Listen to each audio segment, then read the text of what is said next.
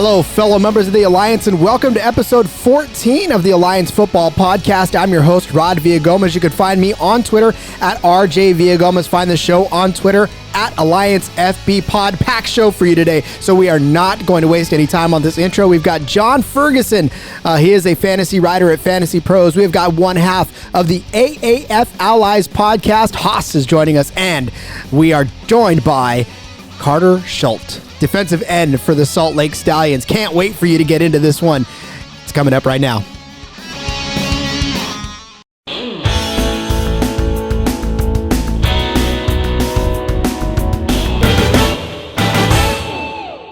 All right, so since we've got such a packed show, we are not going to do a whole lot of time on our game previews, rather, because we've got some great content, some great people to get to. So let's just stroll through these games here. We're going to do a little 2-minute drill. How's that sound on each of these games?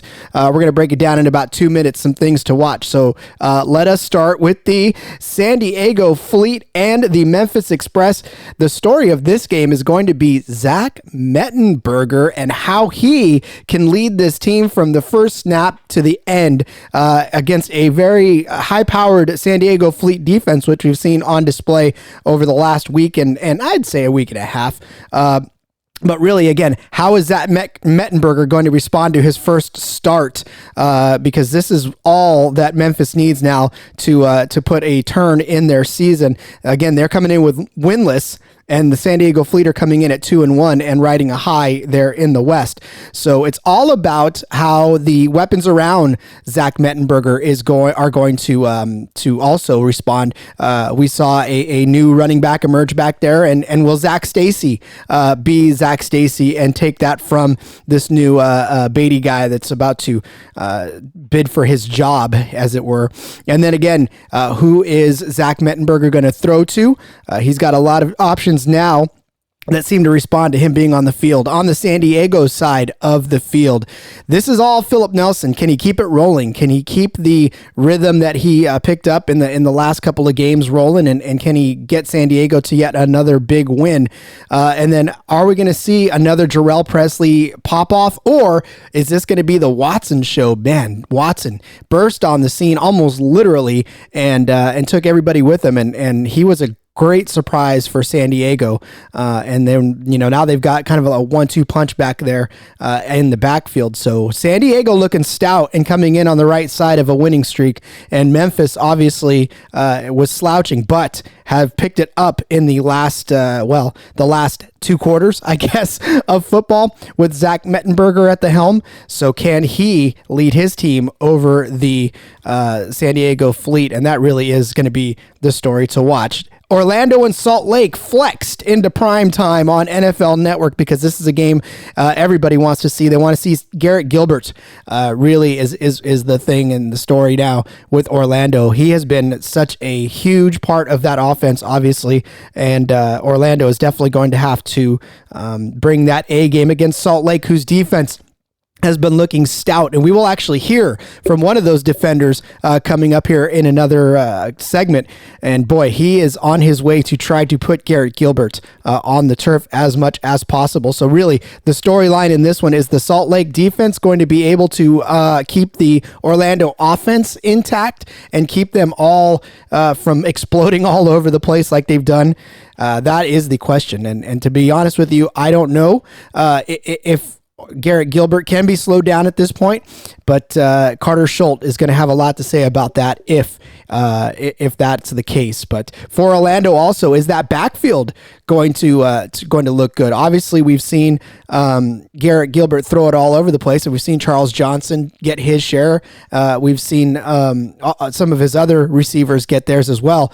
But can D'Ernest Johnson and Davion Smith carry the load back there? Because we know we've seen Akeem Hunt kind of go by the wayside now. He's sort of an afterthought in that offense.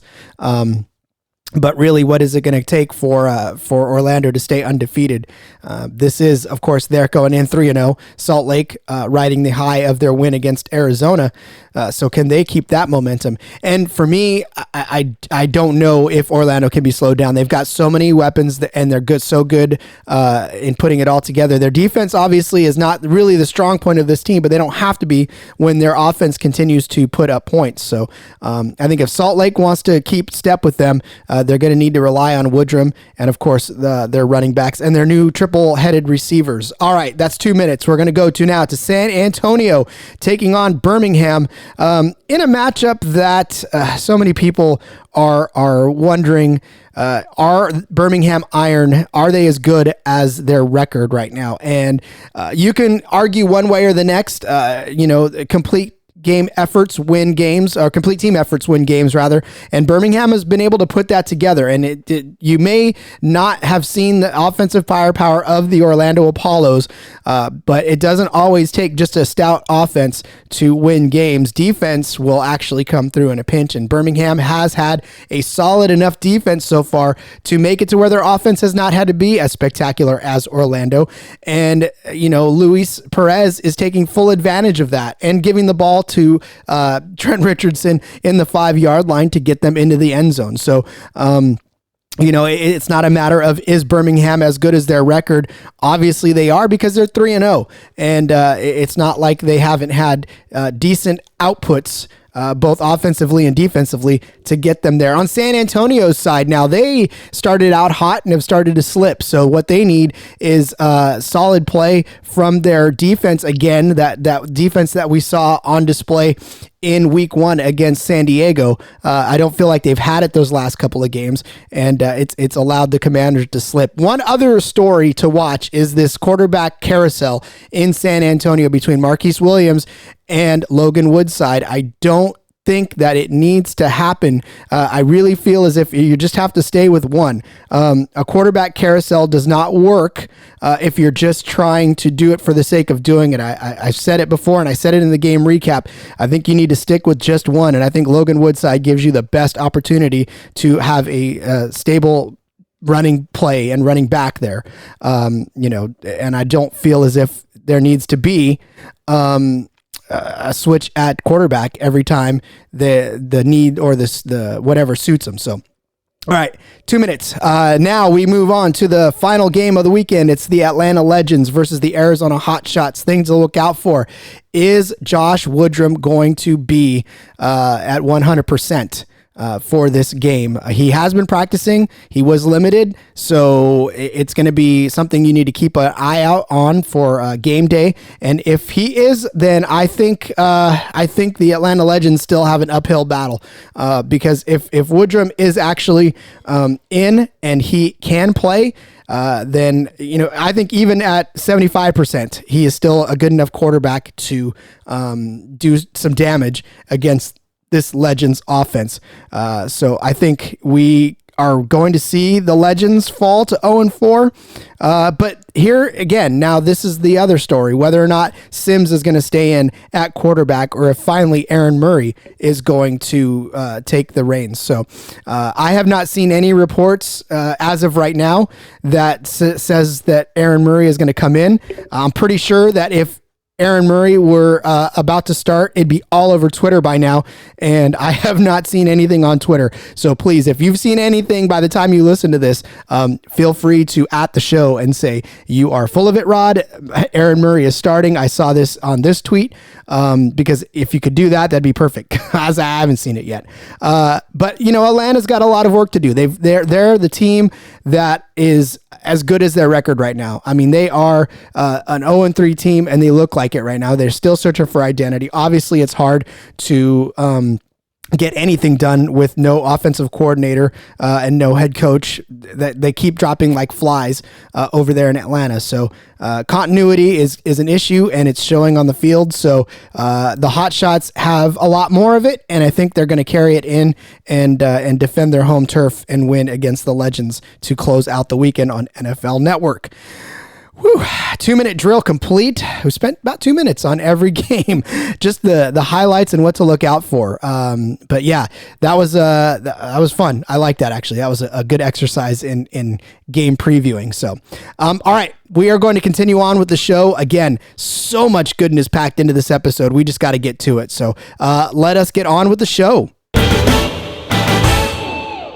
All right, it is time now to start the second quarter, and I have got another set of podcasters, well, one of two, of the AAF Allies podcast. And again, we've seen huge growth in the AAF podcast community, and it's just been a joy. And joining me now is Haas. Hey, Haas. Hey there, Rod. How you doing? People that listen to your podcast will certainly know exactly what that's all about. I know I'm not Byrne, but still, we can go from there. Yeah. I got a different person to talk to about AAF finally. I like that. Thanks for the invite on. Not a problem. So, all right. So you are one of the two hosts of the AAF podcast, the AAF Allies podcast. And just tell us a little bit about how the whole thing got started and why it is that you and Byrne are hosting this show week after week. Sure thing. Yeah. Came together pretty organically because Byrne and I worked together at a small media agency and kind of have a lot of the toys laying around to do something like this, but hadn't. And she's not super into football, and I am. Big NFL, big fantasy, big draft, kind of the whole gamut. So I've been tracking the AAF for a long time, and I was just amazed when my coworker filled her entire Twitter feed one weekend with AAF stuff, just out of the blue. And I'm like, what is she doing? She's not into football, but she's got a good eye for trends and things like that. So I was just like, she must be really into what's going on here. So I brought it up to her, and we just kind of thought right away, hey, this is the beginning of this still. Let's do it as just complete noobs into the podcasting world, but also, this brand new football league. Let's explore it together. Let's kind of become fans together and just ride the wave. I feel like that's how everybody, gets their start. It's like, wow, this is a brand new thing. Let's see what we can do. And it's uncharted territory. And anymore in this world, you don't necessarily have an opportunity to be in uncharted territory like this. I know that. I think that was part of the fun of it. It's it's not, like you said, there's been huge growth in the last, 3 weeks even. Looks like you've been going for a lot longer than us, and even being a month ahead of us, right? Or 2 months, or you were doing it in late 2018. So, the community has grown tremendously, but there's still so much there to talk about and to experience, and it just seemed fun to be at the origin of it all. So then, as you were learning about the AAF and as you were getting into it, what did you guys find was your niche? I know that you guys are huge into Reddit and that whole subgenre of life, but what are you finding in the community that you like the most so far? Yeah, so Byrne's background is definitely more in the Reddit world. I'm kind of more of a Twitter guy, but she's kind of introduced me to it, and the memes there are hilarious. We're really into the conversation around the league. I'm really into the football, but I didn't think that I was enough of an expert to go on and talk every week about the X's and O's, and I thought that lots of other people that will be able to cover that. So we, as really casual viewers and enthusiasts of the league, just thought our niche was probably talking a little bit more about what's going on around the business of the league, with some of the personalities of the league, with its competition, with its relationship with the NFL, with the XFL coming, just as an alternative football league, just kind of tracking that and experiencing what it's like, even as a completely new fan that's turning on a broadcast and has no idea what to expect for a spring football league. So we've just enjoyed kind of the ride, and we've said from the beginning that we're going to be casual conversation based podcast about the league instead of the X's and O's. That's kind of probably been our niche. Yeah, I find that a lot of folks that are hitting the X's and O's, and that's fine. I'm not that kind of guy either. If you want hard hitting expert analysis, you've come to the wrong place, because I've only talked about sports my entire life. I've never actually played it down. So, me, I'm more of the community building personality type of driven show, and where, again, I'll do the game recaps, but only because that's kind of, where you kind of make your hay, and then people will stick around hopefully for the, like yours, for the meme episodes. and stuff like that. But yeah, I mean, I find that with this league, and especially with this community, it's definitely one that there's so many folks that are trying to establish just their own voices, and it's so refreshing to get that opportunity. So I'm glad you guys jumped into the fray, and I'm so happy that your guys' show is watchable and listenable. I got to tell you, I love the production quality, I love the banter, and I love the fact that you guys don't pretend to be anything other than you are, and that's two fans who just love talking about the game. Yeah, thanks. I appreciate that. And there's so much room in this space for all of us. I mean, your show is great as well. You do a great job, and you're such a pro on the mic too. So I think we appreciate the invite on today. And there's no better way to embrace the community than literally being part of the community together, right? And part of the conversation, because that's what this whole thing is really supposed to be. It's just one giant opportunity for all of us to get together and talk about this game and talk about the players and talk about all they're doing for us to actually try. And I know they're trying to live out their dreams, but we get bonus football on top of it. So how can we hate that? You can't. You really can't. So, all right. I know you are a self-proclaimed Orlando Apollos fan, and that you live in Orlando, right? Yeah, that's correct. I'm just a few miles away from the stadium here, from Spectrum Stadium. What about Bern? I know you're Haas. She's Bern. What about Bern? Where does she live? And I know she's trying to stay above it all, like I am. Yeah, she's staying very neutral. I think her heart might be with Memphis for some reason. She's attached herself to the QB drama there, and she's in Omaha. She lives in Omaha, so she's not right in the heart of anything. But I think she just really likes the league and just tries to stay kind of neutral as possible. Well, she is somewhere in Middle America. Mm-hmm. Yeah. Right. Counting Crows reference. Sorry. I went over everybody's head right now. Everyone's like, what are you talking about? I'm probably the right age for that, and I didn't even get it. So. Sorry. I'm just a Counting Crows junkie. I can't help it. But so, and now as far as really just embracing the Apollos, there's a lot to embrace on that team. And so far, Garrett Gilbert has definitely looked like a guy that's heads above everybody in this league.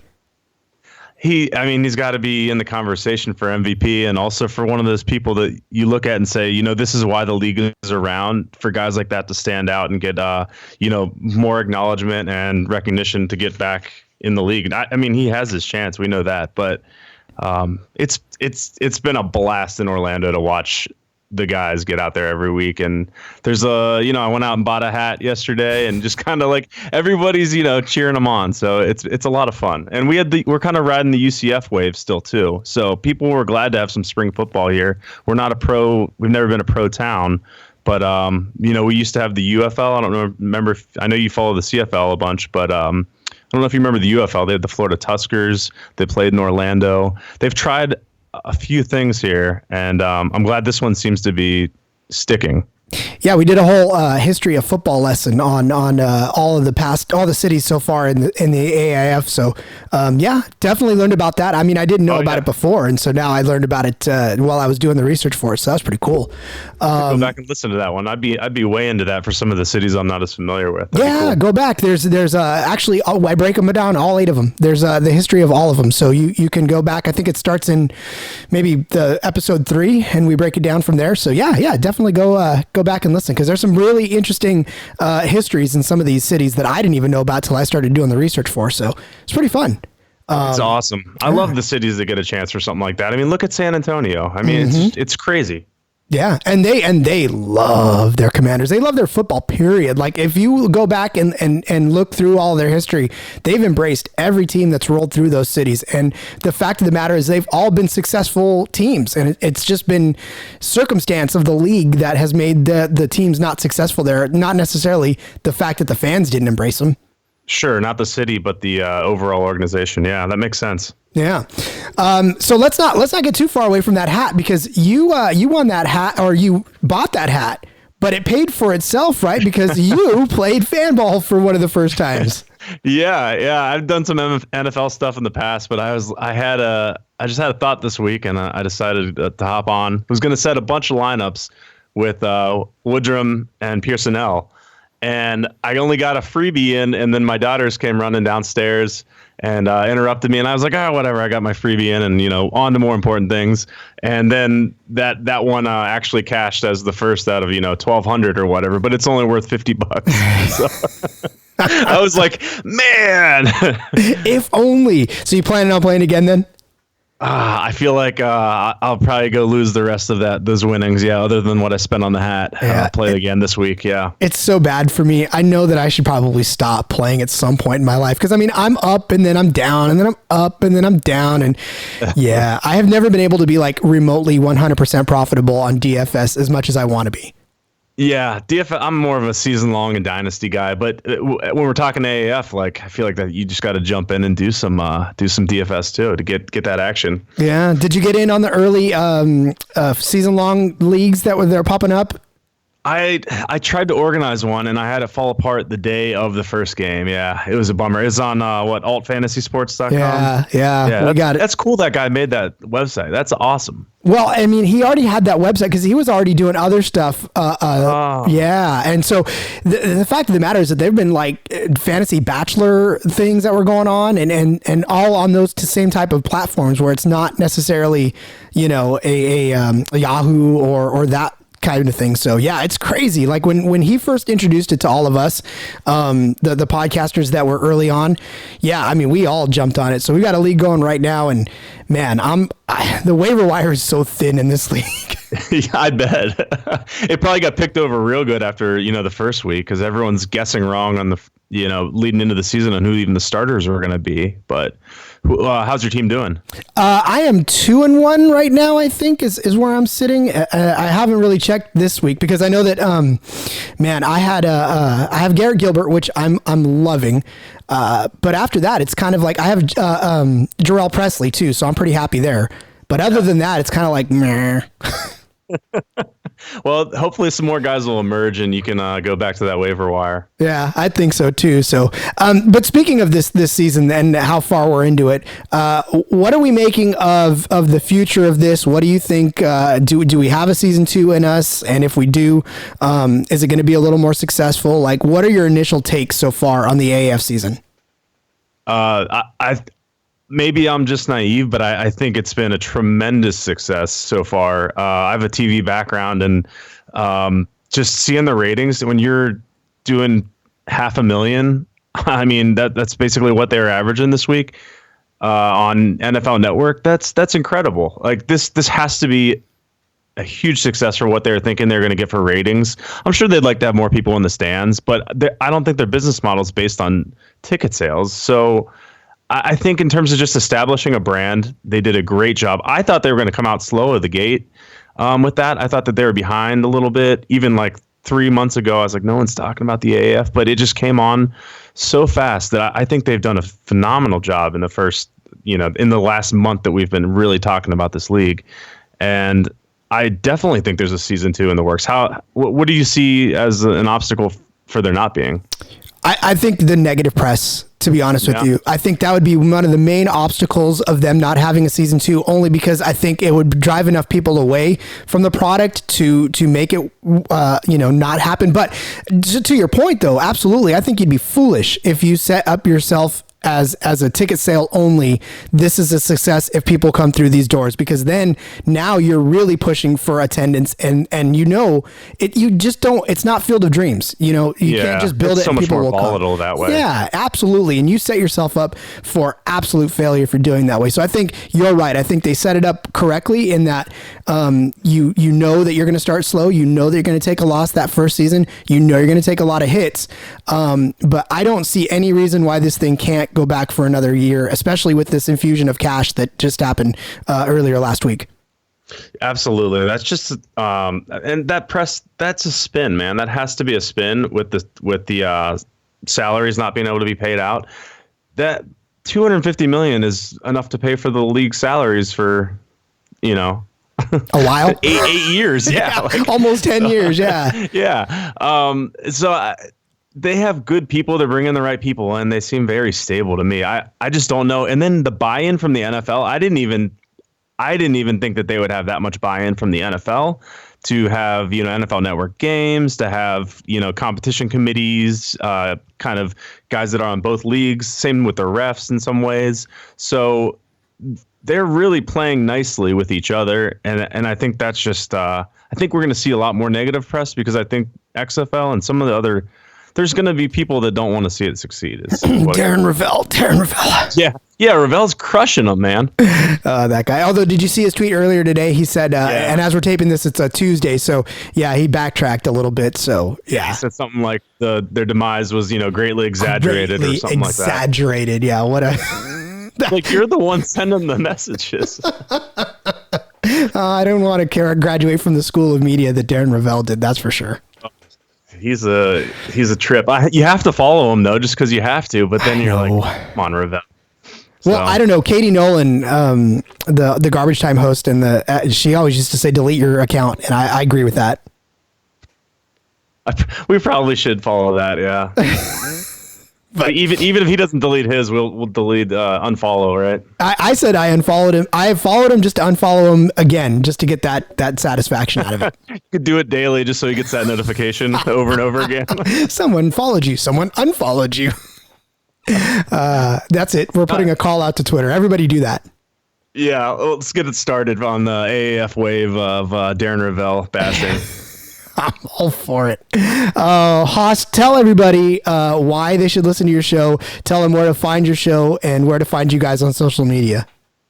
Yeah, come listen to us. We're Burn and Haas, and we do the AAF Allies podcast. Our Twitter handle is at AAF Allies, and we put out shows Monday and Wednesday. Wednesday is a little unique probably for the podcast world because it's a meme review. Burns' kind of background in Reddit has led us to this gold mine of kind of funny memes that are put out through the week. So we try to do a top 10 list, and that actually goes out as a video as well on our YouTube channel. And yeah, we'd love to have you. We're kind of, like I said, we're starting out on podcasting and with this league the same way that everyone else is. So we'd love to all grow together as the league grows. And just a little behind the scenes, Byrne said that the first time she was on the podcast was the first time she was behind a microphone. So to have you guys be as fun to listen to as you are as brand new podcasters, I got to say I put my stamp of approval, not like it matters to anybody, but I put my stamp of approval on Byrne and Haas and their podcast because, again, if you like listening to lighthearted conversation about the league you love, that's the show for you. Well, we appreciate it. That definitely matters to us. Appreciate it, Rod. All right, Haas, thanks for joining us, and we'll be sure to check out your Wednesday meme episode. Sounds great. Take care.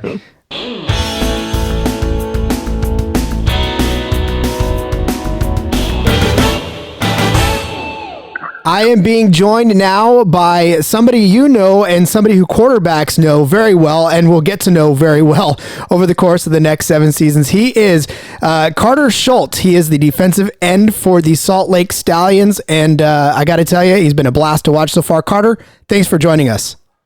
Yeah, absolutely. Thanks for having me on. Not a problem. So, all right, listen, let's just get this out of the way right now. How much fun has it been so far to play for the AAF? I mean, it's hard to describe. It's been a blast. I mean, it gets back to the basics of football, having fun playing football. I mean, obviously we're making some money doing it, but a lot of it is for the love of the game and the opportunity to get back in the NFL. But this is probably the most fun I've had playing football in a long time. So this league, obviously we know and we hear a lot about it being a second chance and an opportunity for folks to get back to the NFL. But how much does that play into your guys' mind as you take the field? I mean, is this really just an opportunity to play football again, like you said, and get paid for it? Or is everybody's motivation out there to try to make it to the NFL? I wouldn't say everybody. Guys definitely have that goal. But I'd say for me personally, it's in the back of my mind. I mean, my main focus is this team and, the week-to-week game plans that we have against these teams. I'm treating this Salt Lake City team as my team. I'm not ignoring my season with the AAF and my commitment with the AAF to try to get to the NFL. I think that's more of a long-term goal, and if it happens that way, then great. But as of now, I mean, I got a great bunch of teammates and coaches, and they all rely on me every week. So I think I'd be doing them a disservice if, I was just out here for myself. Yeah, it feels like playing with one foot out the door is never really how you want to approach any sort of a football opportunity. No, not at all. And I think that goes for probably just about everyone in the league. I'm sure there's, outliers here and there, but I would say for the most part, a lot of the guys probably see it the way I see it. How did the AAF actually become a thing for you? How did you find out about the league, and how did you actually get into it? Well, I'd been hearing about it. They did a pretty good job of advertising, before the league actually started, going back in the summer and fall when I was with the Panthers. I just kind of kept my eye on it just in case. I told my agent about it just a little bit, just so we could track how it was going and stuff. And then when my opportunity with the Panthers came to an end and I wasn't getting workouts with any other NFL teams, that was kind of an avenue I knew was a possibility that I wanted to go. Me and my agent kind of sat down and talked about it, and then started reaching out to the GMs, and it kind of led me here. And what a good team that you've landed on. I mean, obviously you fell on a couple of weeks of hard time, but it looks like you guys put it all together this last week. Talk about the first 3 games of the season and how much overall growth you've seen, not just in the team, but in the league in general. Like, what's it been like these first 3 weeks in the league? Yeah, I think the first week is really hard because we really have no film on each other. And I think that was the most difficult part. And for a lot of guys, it had been a while since they played in a full game atmosphere and stuff. So I think that was very challenging. But throughout the last 2 weeks, you've seen it personally with our team. I really like where our football team is at right now. And even the rest of the league, you can kind of see, any day, any team can get beaten in this league because for the most part, the teams are fairly close. And all it takes is, one good day. So I think as the season progresses, you'll see better and better football. And I think we started at a really good point as well. So sky's the limit towards the last weeks of the season. What's it been like for playing for Dennis Erickson? It's been great. I think he's a great coach. I really, really respect him and like him just as a man. He treats us as adults and professionals like we are. He's a really good players coach. He, makes sure, he treats us right, lets our bodies heal and recover and stuff. He doesn't, overwork us, but we also, do a lot during the week to game plan for Saturday. And, I'd just say overall, I've really enjoyed my time with him so far. So when you take a look at the salaries in the AAF and you look across the board, you don't see, obviously everybody gets paid the same contract. And so does that play into people's minds as far as, in the NFL, obviously we see it all the time. The big names come with the big salaries. And so then there's some bigger, I don't want to say egos, but you know what I mean. In sports, there's definitely a bravado that comes with the price tag on your back.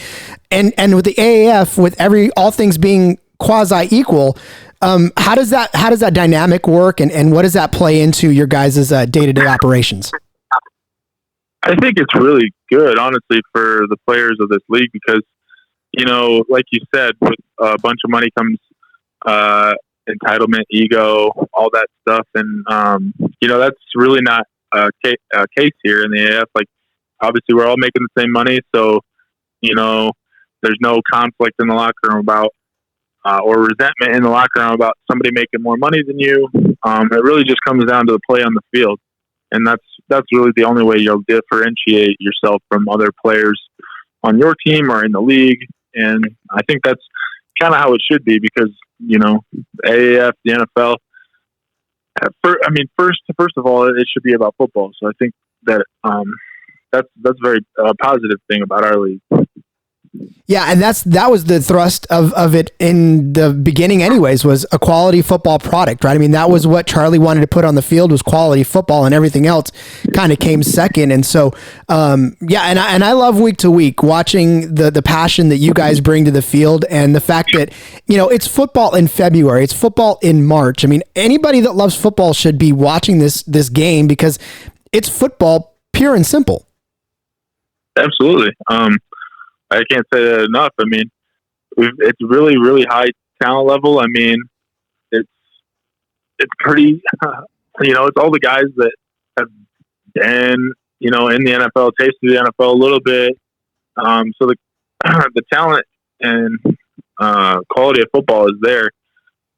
So, if you really know football, if you're a fan of football, there's really no reason not to watch it because, there's not a ton going on right now in the sports world. So, if I was a fan and not a player, I'd be locked onto it every weekend. Yeah, absolutely. I mean, and the fact that you can watch every single game all weekend is again, that Right. to me is huge as a fan, because in the NFL, I'm lucky if I get to watch, the 3 or 4 that are on in the day, but unless I have, NFL Red Zone where I'm watching everything, but man, I just don't have time for all 16 games. Exactly. That and with, like regional times, like if you're a fan of a team on the West Coast and you live in the East Coast or whatever, you might have your game blacked out on cable or whatever. But it's really great, because with the AAF, obviously you get to watch all 4 games each weekend. So I think Charlie and the league did a really good job securing those contracts with broadcasters. So as a player, do you miss kickoffs at all? Me personally, I only think it's just a little strange when we start the game. I'm getting more used to it now. It's just a little strange that, like, after the coin toss, if the defense is up first, we go out there right away. It's kind of strange, but I don't personally miss it from my perspective. Usually I'm not on those teams, but I'm always nervous if our kickoff team is out there that they're going to return one and we're already down or whatever. So, it probably bothers more the skill guys, but for me, it's really not bothersome to me. So talk about your guys' defense, and it definitely, we saw it on display this last week. I mean, you guys were all over that Hot Shots offense. What did it take this week to sort of get that cohesiveness that we saw out there against Arizona? I think it's really just studying in the game plan during the week, preparation. Obviously, that first week against Arizona, as a defense, we kind of let it slip. We know we have very good talent on our defense all the way across, and that first week wasn't us. And then obviously we saw in Birmingham and at home last week that we can be very, very good defense. And all it really takes is us doing our own job and then studying and preparing throughout the week, and then being ready on Saturday to really let it rip. And we know the Apollos have a good offense, so we're looking forward. We like a challenge, and so this whole week is going to be important practice-wise. Yeah, you're going up against a guy, Garrett Gilbert, that was actually part of the Panthers organization as well. So what's that's going to be like for you? I know. I know that. I have a pretty photogenic memory, so like I usually remember the guys that I've been on teams with. I'm not sure if Garrett remembers or not, but I remember rushing in Carolina's training camp and Garrett back there. So it's not going to be that unfamiliar to me. It's going to be pretty familiar, because I've sacked Garrett before in practice. So hopefully that'll happen again in the game. Well, you got 4 of them so far, and you lead the league, so I'm pretty sure it's a safe bet. And if he doesn't remember you going into it, he's going to remember you afterwards when he's lying on his back, like that picture of you with John Wolford in the football. Right. Yeah, I'll have to remind Garrett if I end up on top of him. I'll have to remind him if he doesn't remember me. Hey, one Panther to another. How's it going? Yeah, right. So, what's it been like in Utah for you? How are you adjusting to life in Utah? I really like it. Where I'm originally from, the climate is pretty similar in some respects. I think being from the Midwest, it's a different type of cold than it is out here. I honestly think the weather out here is pretty nice, but really the scenery is amazing compared to where I'm from in Iowa. There's not mountains like there is out here, and so waking up every day and seeing those mountains, it's really cool. Getting out and about and exploring Salt Lake City has been awesome so far. I haven't got to go to a ton of places yet, but it's a very big place to ski, but I'm not going to be doing any of that during the season. I don't want to hurt myself. So it's been great, though. Our training facilities and everything have been great so far.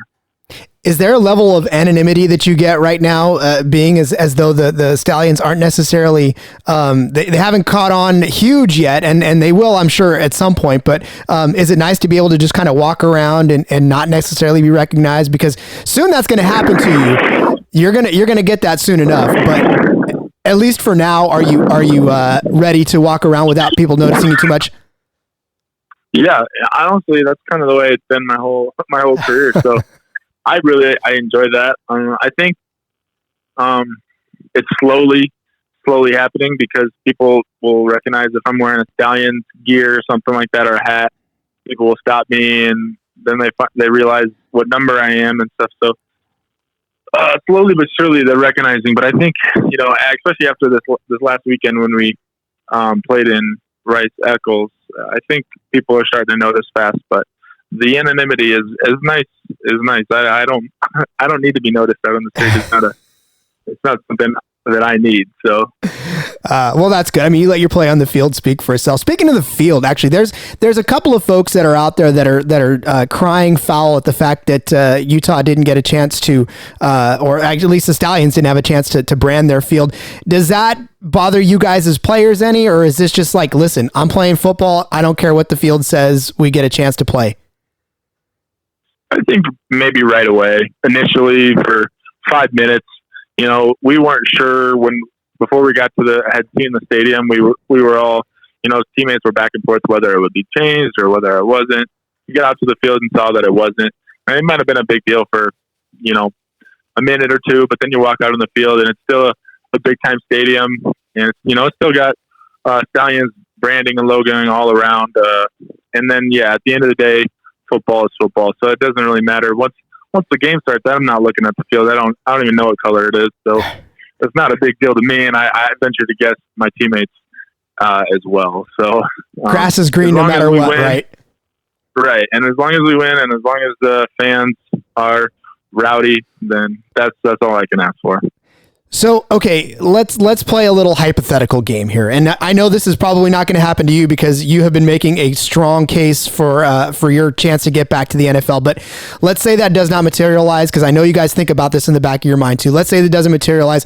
Is the AAF the type of a league that you could be happy playing for, 5, 6, 7 years down the road and just be happy playing football? Or is this an opportunity for some folks to say, well, I'm not going to make it, so I'm just going to hang it up? I think it depends on the individual. Some guys might see it the second way, but for me personally, I think I see it the first way. I mean, you can make a really good living in the AAF for 7 or 8 years. I mean, you're making a pretty good chunk of money in only a couple months of work. That's really hard to beat, honestly. And you get to play the game you love. You get to, have all the glory of being a professional football player. I don't know if me personally, I would never trade this in for a 9-to-5 desk job ever. So I would do this as long as I can. And then, the rest of the year you get, you can go back home, train and work if you want to work, and you get to be with your family. So I think this is a really big win-win for me either way.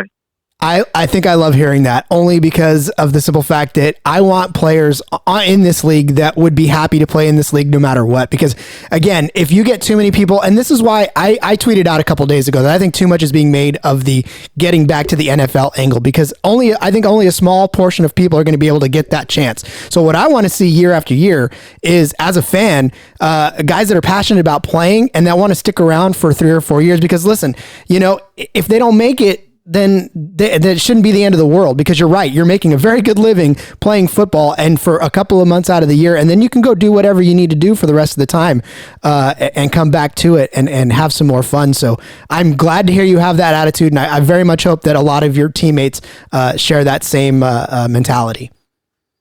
Yeah, exactly. I feel that definitely, and I mean, you get to be a part of history. Salt Lake City, for example, has never had a professional football team. Whether it's small market, big market, to be recognized as a prominent like professional athlete out here is just as much of a dream to me as, being one in the NFL. And I don't see this league as being a little brother to the NFL or just a developmental league. I think, I take much pride and respect being a part of the Stallions and the AAF, because I think we do have a bright future. And, for us to be the inaugural season, it's very exciting. I think anybody who's a player should be excited to be here. Sorry about that. What do you guys as players, what do you think of the all the media stuff that's flying around about the league being in trouble? Does that touch you guys at all, or how does that affect the locker room? I mean, it's frustrating a little bit just because I think we know more than we definitely know more than the average fan. There's the media these days sometimes will take stories and just run with them, whether they're true or not. So we just know that a lot of the things that are being said, well, like, for example, the money and whatnot, like, just isn't true. Like, we've been explained to as players, like, the first week payroll glitch or whatever wasn't because we didn't have any money, blah, blah, blah, and stuff like that.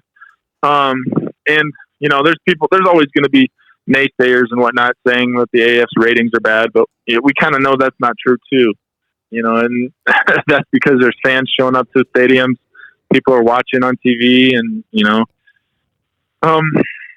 but I think for the most part we just kind of keep our heads down and play football, though. Yeah, and that's the thing to me too. I don't know what everybody that's complaining was expecting. I mean, you can't start. It's not. And I said this earlier to I think one of the other podcasters that we're talking. This isn't a field of dreams situation where you just can't build it and they come. I mean, it takes a little while for folks to get acquainted to this. It's a new product, and the fact that one person walks through the turnstile on day one should make people overjoyed. Yeah, absolutely. I think we're in it for the long haul, and that obviously I know Charlie and Bill probably planned for that. The guys in ownership and front office are very, very credible people. So, I think that's one of the most promising things is the people involved. I mean, those type of people aren't just going to stick their necks out and whatnot if they didn't think this was going to work.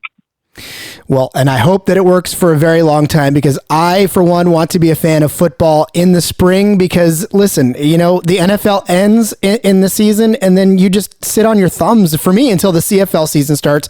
But even that doesn't start till June. So, to watch you guys play, in the spring is a joy. And I want to thank you for, putting on such a great product and giving it your all every week, and for giving all of us a chance to get to know your name and your face and the fact that you love to get to the quarterback as often as you do. Yeah. It's been a dream come true. So it's great. Outstanding. All right, Karter, we're going to let you go. I know you probably got a lot more preparation to do for your game this coming weekend, and we'll let you get to it. But I just want to say thank you so much for joining us. Tell everybody where they can find you on social media if you want to have them to give you a follow and all that other good stuff. All right. My Twitter is just Karter_Shult, and then my Instagram is Karter Sauce with 3 E's at the end. And yeah. That's it. Thanks for having me on. Absolutely. You'll see his name all over the place this coming weekend, and you'll get to know him over the course of the next 7 weeks. Karter Shult, thank you so much for joining us. Yep, absolutely. Have a good one. Joining me on the line now is John Ferguson. Among many things, he is a writer for FantasyPros and Gridiron Experts, and we are going to talk some AAF fantasy. And I'm excited to have you on. This is such a crazy ride, this AAF world, and it's just getting crazier. It is, dude. I know. It's just, and I mean, it's funny to look back on it now, like especially compared to the first week or two where there was, just virtually no stats, Mm-hmm. Like no extra points was the only one that was putting out those box scores, which were clutch. But it's like trying to write content for this league when you had literally no information to go off of at your fingertips, and having to try and just track everything by hand. Oh my God, dude. It was just I was just up all night trying to put stats together just so I could write something comprehensive. Yeah, I'm telling you, that first article that I put out, I was like, man, and I even said it too. I was like, we got zero to go off of right now. There's literally nothing but old college stats or, CFL stats if they had them. I said, we've got nothing to go off of. So this is all sheer luck. Yeah, totally. And I mean, it's like, like you said, you got college stats, but then some of these guys are like, okay, but that was like 5 years ago when they were in college. It's like you can't talk about a guy running a 4.40 5 years ago. No. It's like I got to talk about things I did 5 years ago too, but I probably can't do them now. I know I can't do them now. So what we were looking at some value plays basically, right? We're looking for some fan ball. Yeah, some fan ball under 5,000. That's been my little specialty. I like doing that. It's because everybody writes about the big dogs. I like to go try to find the ones that if they hit, cool. If not, then you can't blame me because I told you they weren't going to hit. Yeah, a lot of the times it's going to be riskier plays too, and it's guys that are totally boom or bust. Mm-hmm. And the good thing about those guys is they generally carry pretty low ownership percentages. And so if you do hit on one, it's like a total game changer for your lineup, because you have that advantage because you're like one of the only people playing some of these guys. And so if they kind of come out of the blue and go off, which we've seen a lot of in this league so far, then it just really it can launch you into a first place ranking pretty quick. So yeah, I broke down actually. We just put out an article at gridironexperts.com. I teamed up with Jackson Connor. I don't know if you followed him on Twitter as well, but he's one of the writers at No Extra Points. And we did a piece on some DFS plays. It wasn't specifically a value plays piece, but that covers a lot of players as well. But for $5,000, if we go through the positions here, at quarterback, you're not going to get a quarterback under $5,000 because they just don't exist. At least as far as the starters are concerned. And I mean, Garrett Gilbert is almost a lock for QB1. It seems like pretty much every week, especially with John Wolford, a little banged up this week and everything. But, Gilbert's coming in at 7,100 on FanBall, and that's kind of steep. So someone that I've been all in on heading into this week is Zach Mettenberger. He's getting a lot of press this week after, kind of blowing up in the second half last week. He's only 5,500 on FanBall. And it's just crazy. I mean, he finished as the QB4 last week, despite only playing 2 quarters of a game. So the upside is pretty tremendous there. And he threw for 120 yards and 2 touchdowns in those 2 halves. I mean, compared to what we've been seeing from Christian Hackenberg, that's more yards than Hackenberg's thrown in a single game all season. And I joked about it, and I said now Zach Mettenberger has the record for most passing touchdowns and probably the most passing yards in AAF Express history. So yeah, it was pretty funny. He does. Yeah. I mean, Hackenberg was barely throwing. He was struggling to hit that century mark at 100 yards. I mean, it was like a good day at work for him if he could hit 100 yards. Yeah. So he was stoked. He's going to that for 100 yards today. All right. Dear diary. So, yeah, exactly. I finally hit 100 yards. The team was very proud of me. The coach patted my back and said, "Good game, son. You get to start week 2." So Mettenberger, I'm all in on him this week. I mean, he's a great value. He's priced really low. He's like one of the lowest priced starting quarterbacks this week. And then, I mean, with him leading the Express in that second half, they outscored Orlando after halftime 17-12. And so that game could have been a huge upset if Mettenberger was in there the entire time. And, he's going up against San Diego Fleet this week, who, they give you that little red sign next to their opponent rank, but they played against Sims and Woodside so far this season, who have been kind of prone to turnovers. So I'm not like staying away from that matchup by any means yet, So yeah, I mean, at quarterback, he's my top value play. And then that's, Luis Perez carries carries some decent value. But he's not scoring touchdowns. That's exactly what I was going to say. I mean, I want to be all in on him too, but he doesn't throw the touchdowns, and you need those, especially when you're going up against guys that have Garrett Gilbert locked in, and they don't care who else they have to put on their roster. Yeah, I know. And I was making a joke about it early in the week. I was like, Luis Perez is like the Beavis and Butthead of the AAF. You know, he's like, we're never going to score. You know, like, he's going to be on his tombstone. Like, here lies Luis Perez. He never scored. And now when he had Trent Richardson to pound it all in from under the 5, I mean, I guess you don't need to throw touchdowns when you got that kind of hammer.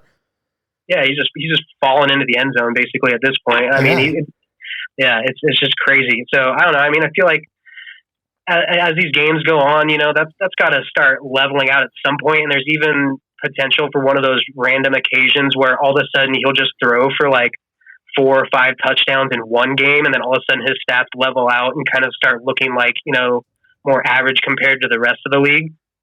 And then we'll all be off of him that week, and that'll be the week he goes off. Exactly, you know, and that could be this week, you know, because San Antonio is, you know, they're giving up some points to quarterbacks, so it's totally possible this week. And he's 5,400, so he's actually right below Mettenberger, I believe. So the potential for snow in that game for Orlando and Salt Lake, and so I don't know how that could potentially affect, you know, Orlando, a team coming from Florida, going and playing in the snow. I don't know if that might have some people pumping the brakes on Gilbert a little bit, but that's something to think about, you know, heading into the game. So winter is coming for the Apollos, right? It is. You know, there could be a cooling trend there. You know, we got some low pressure coming from the. But I think that really would open it up for the running game too. And the Apollos don't have a very bad running game. In fact, they've got a couple of guys that are values already in that backfield. So that might be a good way to load up. Yeah, those guys can do it all. I mean, I'm not really looking at them too much right now as far as value plays for running back. Actually, if you want to hit right on the $5,000 price point, Jarrell Presley for some reason is priced at $5,000. He's priced as the RB8, and I'm scratching my head on that one because I mean this guy he's a top 3 back basically. You know, I mean I know he took a little bit of a back seat in week 2 to Tim Cook, but I mean he's a potential top 3 back every week. He regained, you know, what looked like lead duties last week. And then on top of that, he's going up against Atlanta, who is just getting crushed by pretty much anything with a football in its hand. And I mean, they faced T-Rich twice, you know, so that could kind of skew the stats a little bit. But with their offense showing nothing, you know, people are just going to keep running on them. They're averaging 2 touchdowns allowed per game to running backs, and so I mean, Presley's, you know, he's just in a smash spot right there.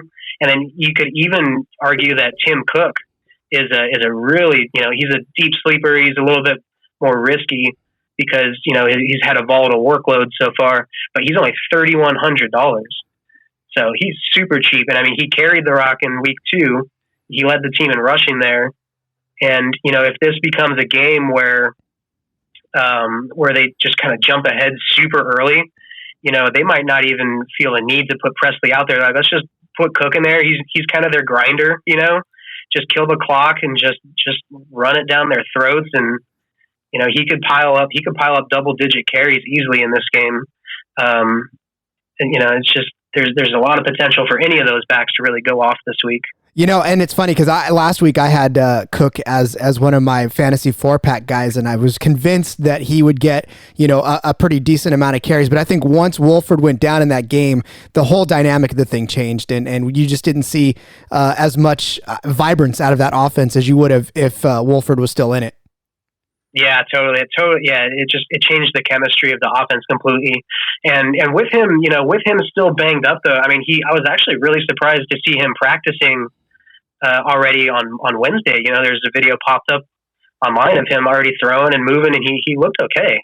So, you know, that's good news for him. But I mean, if he is still kind of banged up, and if they do jump out to a big lead and they're like, you know what, let's rest Wolfie, let's get Trevor Knight in there, let's run it down their throats with Tim Cook. I mean, I could totally see that happening. and they might not have to try that hard to win this game. So we might just the volume could be on Cook's side, and all it takes is maybe 60 yards and a touchdown for him to flirt next to like the top 5 right there, and definitely hit value. That's for sure. Yeah, at 3,100, if you can get him, in a flex spot, if you want to spend the money on Garrett Gilbert and you need to save some money elsewhere, I'm really liking Cook. And then if you want to go for like more of a mid price point, Sherman Beatty, I believe they're pronouncing it. Mm-hmm. He broke out last week. He's only 4,500. So he's good as that kind of like that mid range, RB2 type, or flex play. Well, there's no RB2s, I guess, but he would be an RB2 if this were NFL.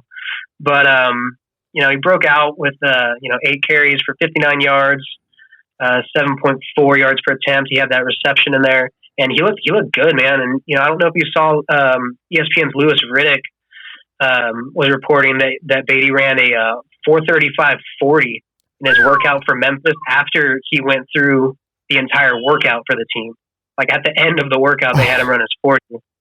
So, I mean, he's just got some, deadly dual threat capabilities. He's got the receiving chops that he showed. He showed that in college. He's a little bit that smaller, slippery type of back. And then he also could, be chipping in on special teams. So you get that upside as well. It's funny because when he came in, there was a notable shift in that offense as well. And what I was saying was, I don't know what constituted the other, right? I mean, we don't know, because with Mettenberger coming in and then, Beatty coming in, it was it the same? I don't know, who prompted who to be better?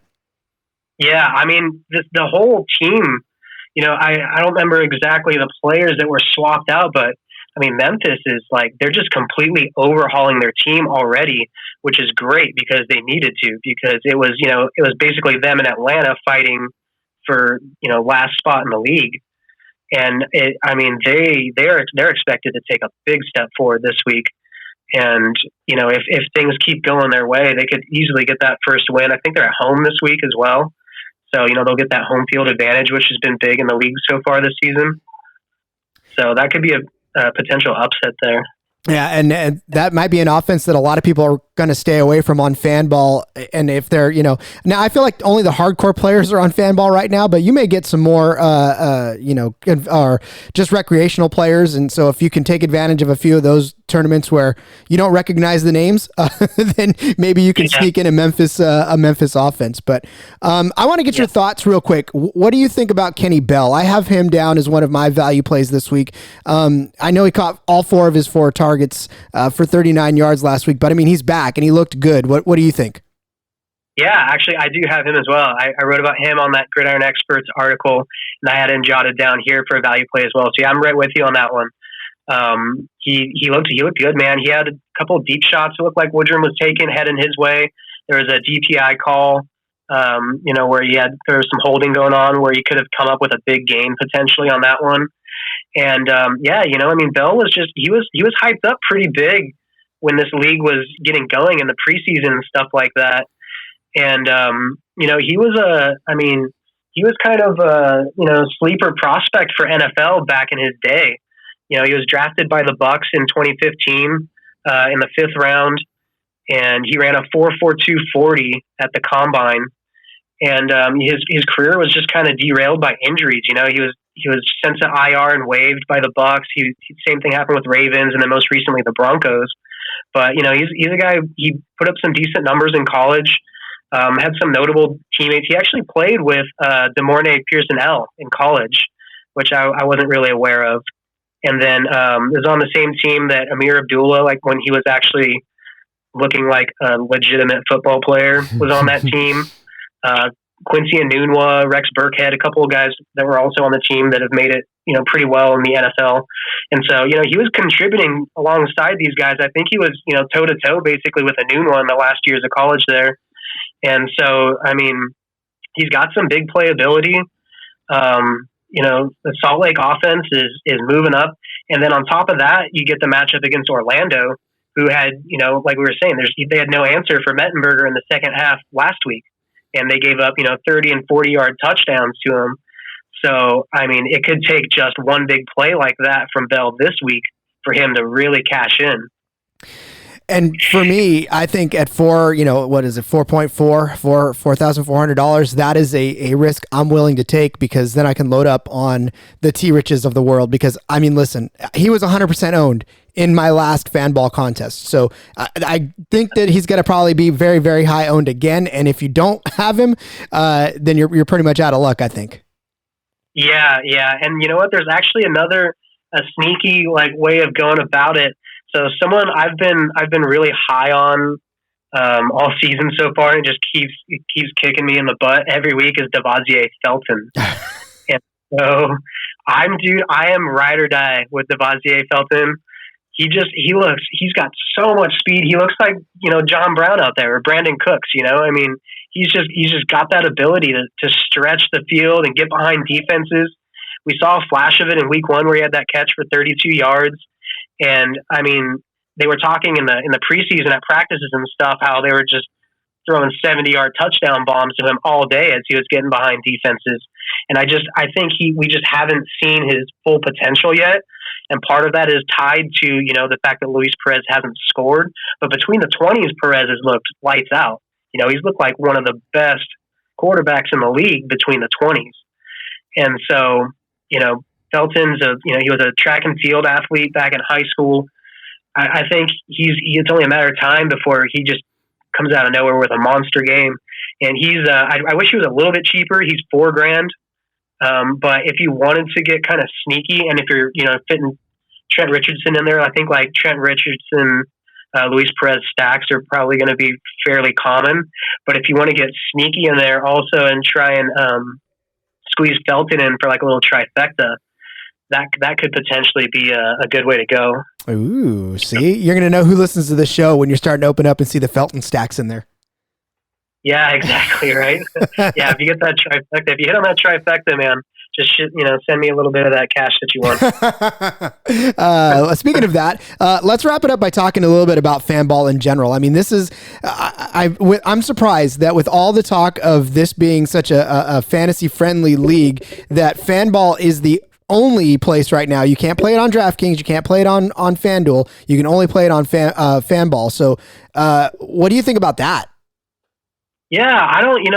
I've read some rumors and things like that here and there that are tied to the league, and it sounded. I mean, none of this is 100% confirmed, but it sounded like some of the bigger sites just weren't all in on the league in general. They didn't know if there was going to be enough interest. And I think some of them were asking for exclusive rights to the league to where they couldn't be featured on any other sites. Again, I don't know if that's 100% true. Those are rumors that I've read.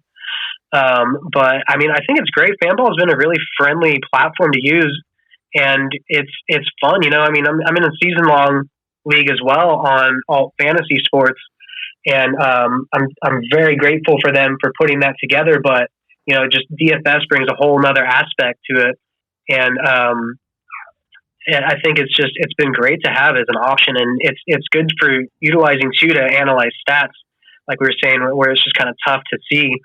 Their platform's pretty friendly for scrolling through and looking at guys' game logs and seeing how they produced every week and things like that. Yeah, I mean, it's been great. I was almost heartbroken when I couldn't find the fact that they had any sort of, daily fantasy on DraftKings and stuff. And so once somebody suggested Fanball, I was definitely all in. And so I've been pleasantly surprised, like you, with the way that it's been set out. The prices have not been completely outrageous, even on week 1 where we didn't know anything. And it just seems it's very legit. So I'm very glad that Fanball is an option for us, and we can continue to lose money week to week. Yeah, exactly. Yeah. Hey, it's a foolproof plan for them. Just set it up, especially in this league where, every week we're learning something new. Basically, and there's so many surprises that I'm sure there's people who are just, scoring 12 points in a week or something crazy like that. Absolutely. Absolutely. It's crazy. All right, ladies and gentlemen, he is John Ferguson. Again, among other things, he is a writer for Gridiron Experts, FantasyPros, Fantasy Data NFL. If it's a fantasy something, he's probably out there doing it. John, why don't you take a second to tell everybody where they can find you on social media and read all of your work? Yeah, you can find me on Twitter And then, all the sites you had mentioned, those are the main homes that I find right now. And also be doing, I'll probably be doing a Reddit Ask Me Anything takeover on the AAF forum. It sounds like early next week. So you can follow me on Twitter to find out more about that. And then I'm jumping on another podcast, I believe, next week as well.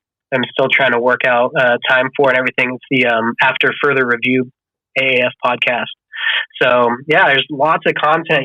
Things are picking up steam quick in this league, especially in the fantasy industry, and it's been a great opportunity to be involved. It's really opened up a lot of doors for all of us that have been writing and covering the league. Absolutely has, and I'm so glad we are. So, John, thanks so much for joining us, and we'll keep an eye out for your work. Yeah, thanks a lot, man. I appreciate you having me. And that will put to bed another episode of the Alliance Football Podcast. Episode 14 is complete. I want to say thank you to all of you for listening, but I also want to say thank you so much to my guest, John Ferguson. Find his work on FantasyPros and Gridiron Experts, as well as all over the place, and follow him on Twitter at FantasyFerguson. You can find the AAF Allies all over the place where you find your favorite podcast, and of course on YouTube. Thanks to Haas for spending some time with us, and a big thank you to Karter Shult of the Salt Lake Stallions. Defensive guy is making a name for himself right now. We were just so happy to sit down with him. So, man, we cannot get to Saturday fast enough. I can't wait for more AAF action. Week 4 is about to snap off. I can't wait. And you know what, guys? Like I said, I just want to thank you all for listening so much, and thank you for spending your time with me and for getting pumped up for this league. We've got some exciting contests to announce here in a little while. I'll make a Twitter announcement about it, but it involves OYO Sports, and we cannot wait to announce that. So, all right. Anyways, a lot to get through, and we're glad you did. So let Saturday get here, and together we are the Alliance, and we are making a name for ourselves in the sporting world. So let's get to Saturday. See you guys next week.